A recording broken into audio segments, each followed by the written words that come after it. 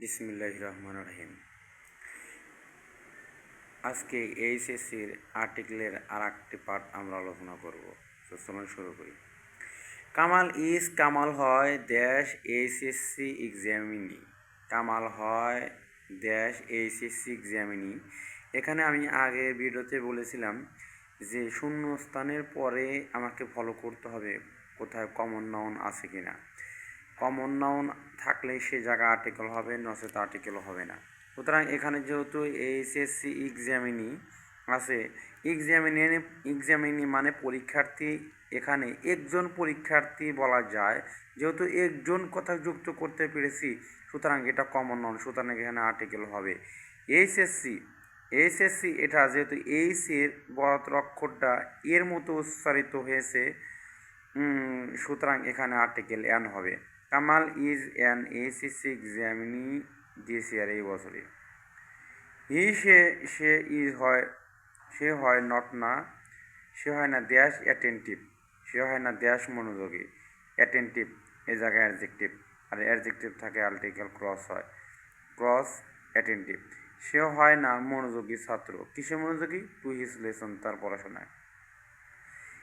সে হয় very weak, সে হয় খুব দুর্বল। ইন ড্যাশ ইংলিশ, কিসে? ইংলিশে, তাহলে ইংলিশ প্রপার নাউন, সে জায়গায় আর্টিকেল ক্রস হবে। মোর আবার যাই হোক, he is dash lazy, lazy মানে অলস, এটাও প্রপার নাউন নাকি অ্যাডজেক্টিভ, আর অ্যাডজেক্টিভের আগে আর্টিকেল ক্রস হয়।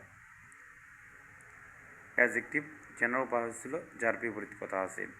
সো তাই হিজ প্রিপারেশন, তার প্রস্তুতি, কিসে প্রস্তুতি? ইন ইংলিশ, ইংলিশে প্রস্তুতি।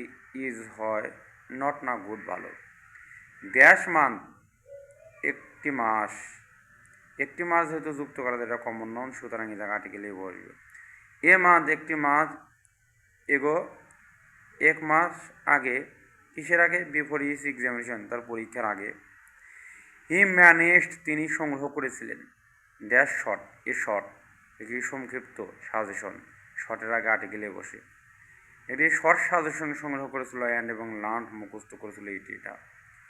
One dash day, one the day, কেন এই জায়গায় দা হলো? কারণ এরপরে অফ আছে, আর অফ থাকলেই এই ওটা নির্দিষ্ট হয়ে যায়। ওয়ান দ্য ডে, ওই দিনে, কিসের দিনে? অফ এক্সাম, পরীক্ষার দিনে। সে স্টার্টেড শুরু করেছিল, ফর দ্য এক্সামিনেশন হল, পরীক্ষার হলে যাওয়া শুরু করেছিল।